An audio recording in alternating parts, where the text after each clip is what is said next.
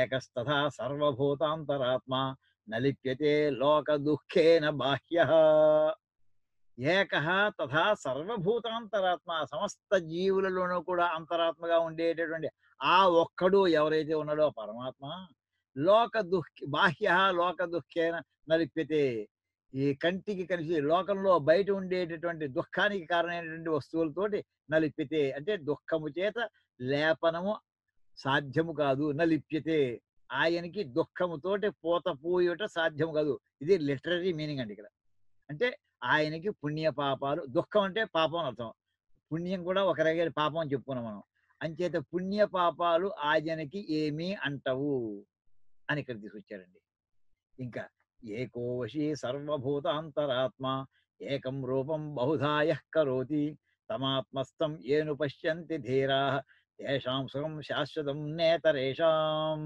నిత్యో నిత్యానాం చేతనశ్చేతనానాం ఏకో బహూనాం యో విదధాతి కామాన్ తమాత్మస్థం ఏను పశ్యంతి ధీరాః తేషాం శాంతి శాశ్వతీ నేతరేషాం.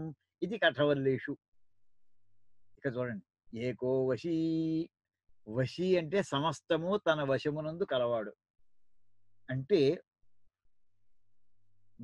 మనలాంటి వాడు ఒక జీవుడి కనుక ఆ మాట అంటే ఏంటంటే సర్వేంద్రియములను నిగ్రహించుకున్నటువంటి వాడు అని అర్థం వస్తుంది.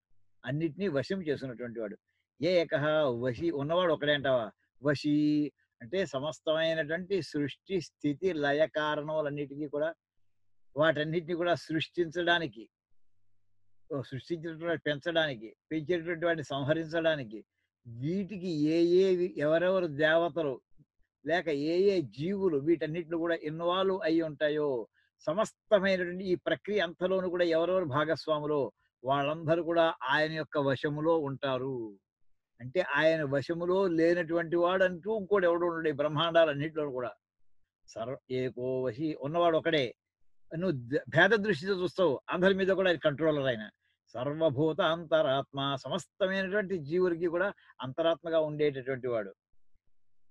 ఏకం రూపం బహుధా యః కరోతి, ఉన్నది ఒకటే రూపం. ఏకం రూపం, ఒక్క రూపాన్ని బహుధా యహ కరోతి, అనేక రూపములుగా అనేక విధములుగా యహ కరోతి, ఎవడైతే చేస్తాడో, అంటే తనకు ఉన్నటువంటి ఒకే ఒక్క రూపాన్ని అనేక రూపములుగా ఎవరైతే చేయగలరో ఆ పరమాత్మ తమాత్మస్థం ఏను పశ్యంతి ధీరా. ఏ ధీర, ఎవరైతే ధైర్యంతో పట్టుదలతోటి ఆత్మస్థం, ఆత్మలో ఉండేది అంటే తనలో ఉండేటటువంటి అతన్ని పరమాత్మ ఏ అనుపశ్యంతి, జాగ్రత్తగా క్లోజ్గా వాటి చూడగలుగుతారో, తేషాం సుఖం శాశ్వతం, వారికి శాశ్వతమైనటువంటి సుఖమయ్యా. అంటే పరమానందము అంటే శాశ్వతమైనటువంటిది. అది కొన్నాళ్ళు ఉండి కొన్నాళ్ళు విడివే క్షణికమైనటువంటి ఆనందం కాదు, ఒక యుగకాలం ఉండేటట్టు కాదు. మోక్షస్థానం వల్ల, మోక్షాన్ని పొందడం వల్ల ఏ ఆనందం అయితే శాశ్వతంగా ఉండిపోతుందో అటువంటి ఆ పరమాత్మ యొక్క ఆ పరమాత్మ యొక్క సంపూర్ణమైనటువంటి శాశ్వతమైనటువంటి సుఖాన్ని ఇతను అనుభవిస్తూ ఉంటాడయ్యా. ఎవరైతే ఈ రకమైనటువంటి పరమాత్మని అనుపశ్యంతి, తమలో చూసుకోగలుగుతారో, అంటే తమ దృష్టిని అతని మీద పెట్టి ఆ అనుభూతిని ఎవరు పొందగలుగుతారో వాళ్ళు ఆ సుఖంలో మునిగి తేలుతూ ఉంటారు. నేతరేషాం నా ఇతరేషాం, మిగతా వాళ్ళకి సాధ్యం కాదయ్యా. అంటే ఆ అభేద దృష్టితో ఉన్నటువంటి వాడికి సాధ్యము, భేద దృష్టితో ఉండేటువంటి శాశ్వతమైనటువంటి సుఖాన్ని పొందేటటువంటి స్థితి ఉండదు. నిత్యో నిత్యానాం చేతనశ్చేతనానాం ఏకో బహూనాం యో విదధాతి కామాన్. నిత్య నిత్యానాం, నిత్యమైనటువంటి వస్తువులు చాలా ఉన్నాయి. ఆ నిత్యమైనటువంటి వస్తువుల్లో మళ్ళీ నిత్యమైనటువంటి ఏమిటిట, కొన్ని అనాది వస్తువులను కొన్ని చెప్పారండి, వాటికి మొదలు లేదుట. అలాంటి 6 పదార్థాలను గ్రహించారు. అజ్ఞానం, అది ఎప్పటి నుంచి ఉందంటే ఎప్పటి నుంచో ఉంది, ఇంకా దాన్ని ఇవాళ చెప్పలేరు. అలాగే వృక్షం ముందరా లేదా విత్తనం ముందరా అని ప్రశ్నిస్తుంటారు మామూలుగా. చెట్టు ఉంటే కదా గింజ వచ్చేది, గింజ ఉంటే కదా చెట్టు వచ్చేది. అంటే ఈ గింజకి వెనకాల చెట్టు, ఆ చెట్టుకి దాని వెనకాల గింజ, అలా ఎంత దూరం పెడతావు? ఇలాగ వెళ్ళేటటువంటివి కొన్ని ఏవైతే ఉన్నాయి వాటికి ఏమన్నారంటే, ఇలాంటి ప్రశ్నలు వేస్తే వాటికి అవన్నీ కూడా అనాథులు. వాటికి ఆది ఇంకా ఎప్పుడు శాశ్వతమైనటువంటి ఇది మొదలు అని చెప్పలేవు నువ్వు. అలాంటివి కొన్ని నిత్యమైనటువంటి కొన్ని పదార్థాలు ఉన్నాయని అనుకుంటే, ఇక్కడ నిత్యో నిత్యానాం, నిత్యమైనటువంటి వాటన్నిటిలో కూడా నిత్యమైనటువంటిది. చేతనశ్చేతనేనా చేతనానాం చైతన్యము కలిగినటువంటి వస్తువులు చాలా ఉన్నాయి. బ్రహ్మాండాలన్నింటిలో పిపీలి కాదు బ్రహ్మ పర్యంతము కూడా చతుర్ముఖ బ్రహ్మ పర్యంతం కూడా చేతన వస్తువులే. వీటన్నిటి కూడా చేతన స్వరూపం. అంటే వీటన్నిటి కూడా ఉత్తమ అత్యుత్తమైనటువంటిది.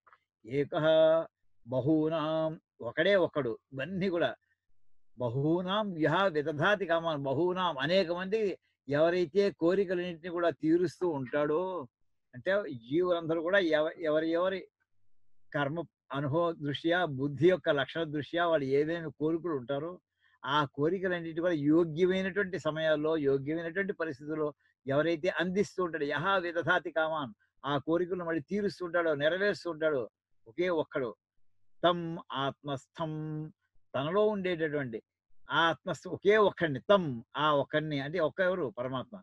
ఏ అనుపశ్యంతి ధీరాహ అది ఆ స్థాయికి చేరడం అంటే సామాన్యమైనటువంటి విషయం కాదు. శుక మహర్షితోటి పోటీ పడగలిగినటువంటి వాళ్ళు ఎంతమంది అయ్యారు ఇప్పుడు యుగ యుగాలుగా, కల్పాలుగా. అలాంటి వాడు కానీ ఉంటే ఒక వామదేవుడు ఉన్నాడు. ఒక శుక మహర్షి ఉన్నాడు. ఒక రమణ మహర్షి చెప్పుకుంటాం. కంచి పరమాచార్య చెప్పుకుంటాం. ఇలాంటి వాళ్ళు ఎవరైతే వాళ్ళంతా ధైర్యస్తులు. వాళ్ళు ధైర్యస్తులు అంటే యుద్ధ రంగంలో పోరాడడం అది వీరత్వం.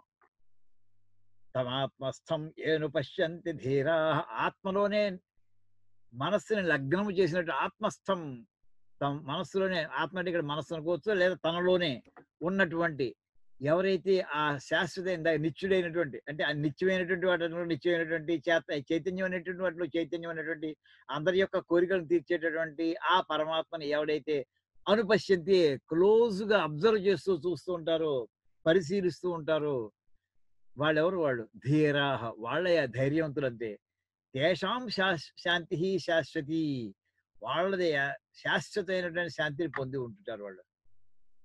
శాంతి అంటే మోక్షం అని అర్థం అండి. మోక్షంలో వచ్చేటువంటి ఆనందానికి మారు పేరు శాంతి. అది తేషాం శాంతి శాశ్వతి నేతరేషాం ఇతరేషాం మిగతా వాళ్ళ స్థాయి అది కాదయ్యా. అంటే మిగతా వాళ్ళు అంత రకమైనటువంటి శాంతిని పొందలేరు. ఇది ఎలా ఉంది ఇక్కడ ఈ మాట ఎక్కడి నుంచి వచ్చింది? ఇది కఠవల్లీషు ఇది కఠోపనిషత్తులో ఉన్నటువంటి వాక్యాల నుంచి ఇక్కడ మనకు పట్టుకొచ్చి పెట్టారండి.